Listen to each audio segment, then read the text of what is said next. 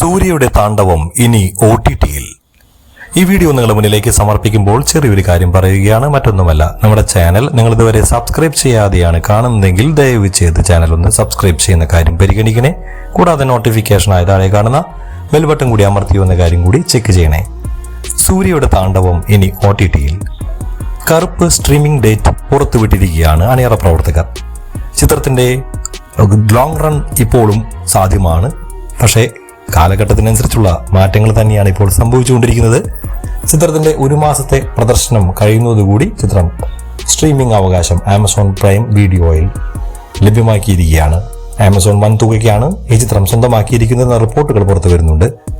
അതേസമയം ഈ 15 തിയേറ്ററിലെത്തിയ ചിത്രത്തിന് ഇപ്പോഴും മികച്ച ഫുട്ഫോൾസ് തിയേറ്ററുകളിൽ നിന്ന് ലഭിക്കുന്നുണ്ട് എന്നുള്ളതും മറ്റൊരു വസ്തുതയാണ്. തമിഴ്നാട്ടിൽ 4 ആഴ്ച പിന്നിടുമ്പോഴും ഓരോ ദിവസവും കോടിക്ക് മുകളിലാണ് കളക്ഷൻ ചിത്രം സ്വന്തമാക്കിക്കൊണ്ടിരിക്കുന്നത്.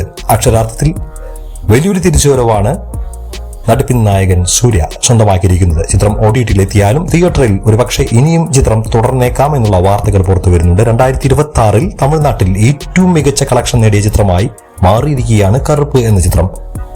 ഇപ്പോൾ കറുപ്പിന്റെ ആ ഒരു കളക്ഷൻ കുതിപ്പ് തുടർന്നുകൊണ്ടിരിക്കുകയാണെങ്കിൽ റെക്കോർഡ് കളക്ഷനിലേക്ക് ഈ ചിത്രം വന്ന് ഭവിക്കാം എന്നും പറയുന്നു. 13 വർഷങ്ങൾക്ക് ശേഷം സൂര്യക്ക് തിയേറ്ററിൽ നിന്ന് ബ്ലോക്ക് ബസ്റ്റർ വിജയം സമ്മാനിച്ച ചിത്രം കൂടിയാണ് കറുപ്പ്. 13 വർഷങ്ങൾക്ക് ശേഷം സൂര്യക്ക് തിയേറ്ററിൽ ബ്ലോക്ക് ബസ്റ്റർ വിജയം സമ്മാനിച്ച ചിത്രമാണ് കറുപ്പ്. ചിത്രത്തിലെ സൂര്യയുടെ പ്രകടനവും ഏറെ കയ്യടികൾ വാരിക്കൂട്ടിയതായിരുന്നു. തൃഷയാണ് ചിത്രത്തിൽ നായിക വേഷത്തിലെത്തിയത്. ഇന്ദ്രൻസ്, അനഘരവി, സ്വാസിക, ശിവദ തുടങ്ങിയ മലയാളികളുടെ പ്രിയങ്കരമായ താരങ്ങൾ വലിയ താരനിര തന്നെ ചിത്രത്തിൽ അണിനിരക്കുന്നുണ്ട്. ഏതായാലും കറുപ്പിന്റെ വലിയ വിജയം സൂര്യക്ക് മാത്രമല്ല RJ ബാലാജിക്കും വലിയൊരു ആശ്വാസ വിജയം തന്നെയാണ്. കാരണം അദ്ദേഹത്തിന്റെ ഈ അടുത്ത് വന്ന ചിത്രങ്ങൾ വലിയ രീതിയിൽ സക്സസ് ആയിരുന്നില്ല. അതുകൊണ്ട് തന്നെ അദ്ദേഹത്തിന്റെ വലിയൊരു റെക്കോർഡ് തന്നെയാണ് ഇപ്പോൾ ഈ ചിത്രം സ്വന്തമാക്കി കഴിഞ്ഞിരിക്കുന്നത്. സൂര്യയുടെ കരിയറിൽ തന്നെ ഏറ്റവും വലിയ ബ്ലോക്ക് ബസ്റ്ററായി മാറിക്കഴിഞ്ഞിരിക്കുകയാണ് തിയേറ്ററിൽ കുതിപ്പ് തുടരുന്ന കറുപ്പ് എന്ന ചിത്രം. 300 കോടിക്ക് മുകളിൽ ബോക്സ് ഓഫീസിൽ കളക്ഷൻ നേടി മുന്നേറുകയാണ്. RJ ബാലാജിയുടെ സംവിധാനത്തിൽ വന്ന ചിത്രത്തിന്റെ OTT സ്ട്രീമിംഗ് ഡേറ്റ് ഇപ്പോൾ പുറത്തുവിട്ടിരിക്കുകയാണ്.